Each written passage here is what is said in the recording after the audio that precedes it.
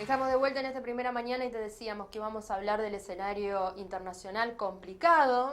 Juan Pablo me va a saber decir mejor, pero Perú sigue con varias semanas de protesta, más protesta, con intensificación. ¿Cómo estás, Juanpi? Todo bien, bueno, en realidad el detonante de la semana pasada fue una ceremonia oficial que tienen ellos que es similar a nuestro 25 de mayo, porque hay un Tedeum, hay también un gran discurso del primer mandatario, en este caso primera mandataria.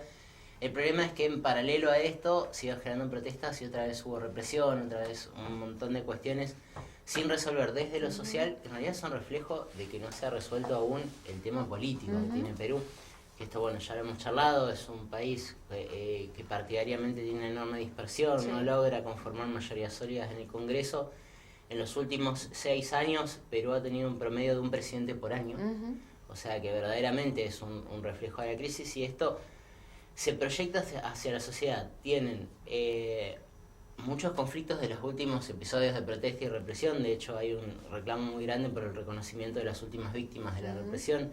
En el discurso que dio ayer la presidenta Dina Boluarte simplemente reconoció, o mejor dicho, pidió disculpas en nombre del Estado, pero no reconoció ningún tipo de responsabilidad. Entonces tenemos ahí una cuestión de reparación pendiente. Sí. O a medias, una reparación a media porque un reconocimiento, pero sin ningún tipo de investigación y sanción. Exactamente, o sea, una cuestión ahí que se queda en las palabras y no va a ninguna acción. Por fuera de eso, todavía sigue habiendo, y lo vemos en las calles, un montón de partidarios del presidente que fue, echado, entre comillas, durante el año pasado, que es Pedro Castillo. Sí. Tenemos también una gran grieta, nosotros que estamos acostumbrados a la palabra, entre lo que es la capital, Lima, y el interior del Perú. Esto, bueno, también nos pasa a nosotros otro tanto a veces con nuestro país.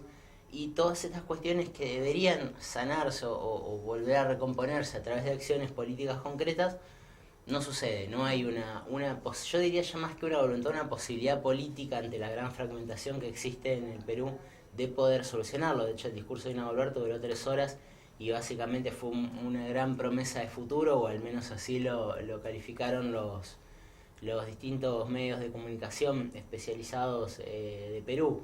No hay un repaso por una gestión efectiva, sino simplemente algunas cuestiones a solucionar a futuro que se mencionan. Es un país que está próximo a tener nuevas elecciones. El problema, ¿cuál es? Que nada indicaría que no se vuelva a repetir en el resultado electoral esta misma fragmentación de partidos que no permite que se avance en una cuestión de solución, al menos del sistema político, de saneamiento del sistema político. Hasta que no nazca o se genere alguna especie de alianza, no solo electoral entre los distintos partidos, o algún liderazgo fuerte que pueda consolidar todo el poder en una sola bancada, va a ser difícil que Perú cambie. Y es una situación compleja. Da la sensación que lo de Perú es el caso más extremo dentro de otros que existen también en América Latina. Sí, están varios países de esta manera, inclusive muchos que han tenido partidos sólidos, han consolidado sistemas políticos que funcionan muy bien, que se están deteriorando, y de hecho existe el concepto en política internacional de la peruanización de la política. Ecuador está parecido, algunos otros países de Centroamérica, por ahí no son nosotros más lejanos, Chile está en una situación similar. La diferencia está en que, bueno, ha tenido buenos liderazgos, entonces en este caso se ha canalizado un poco mejor. Pero es una situación constante, verdaderamente. En la Argentina lo hemos tenido un poco antes. Nosotros fuimos prematuros porque nosotros terminamos el 2001 con una enorme crisis partidaria, y a partir de ahí fue reconstrucción. Nos llevó varios años, pero medianamente se ha podido, dentro de los cánones de lo aceptable, bien, pero con una grieta que sigue profunda. Con una grieta que sigue profunda, que es reflejo de la grieta que existe a nivel internacional. O sea, hoy en día, lamentablemente, las posiciones ya ni siquiera sé si son ideológicas verdaderamente, pero las posiciones entre una izquierda y una derecha mundial son irreconciliables. O sea, lo charlábamos la semana pasada en España con el resultado electoral, donde el PP, por una alianza con Vox, termina perdiendo la posibilidad de formar gobierno cuando ganó las elecciones. Entonces son cuestiones verdaderamente que en algún momento alguien va a tener que sentarse a solucionar, porque, a ver, no es posible plantear que un país se solucione con la desaparición de otra fuerza.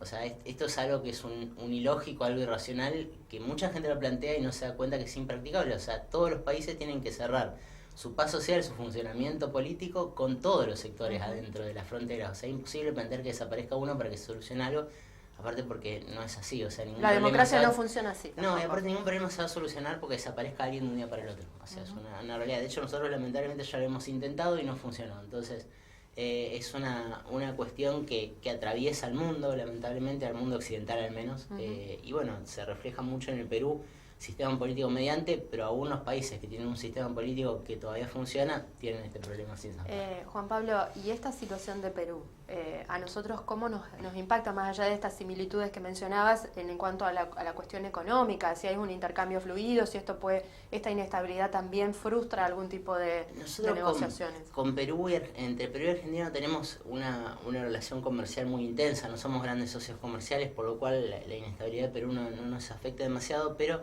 sí nos afecta políticamente la inestabilidad de la región, porque nosotros eventualmente necesitamos caminar hacia una Sudamérica un poco más integrada, y es muy difícil cuando los actores están enfocados en asuntos domésticos urgentes y no pueden proyectarse hacia afuera, porque ¿quién puede trazar una política internacional, digamos, programática, creíble de acá a futuro si no tiene solucionados los problemas en casa? Entonces, en ese sentido sí nos afecta y mucho. Juan Pablo, gracias por la claridad como siempre. Te esperamos la semana que viene.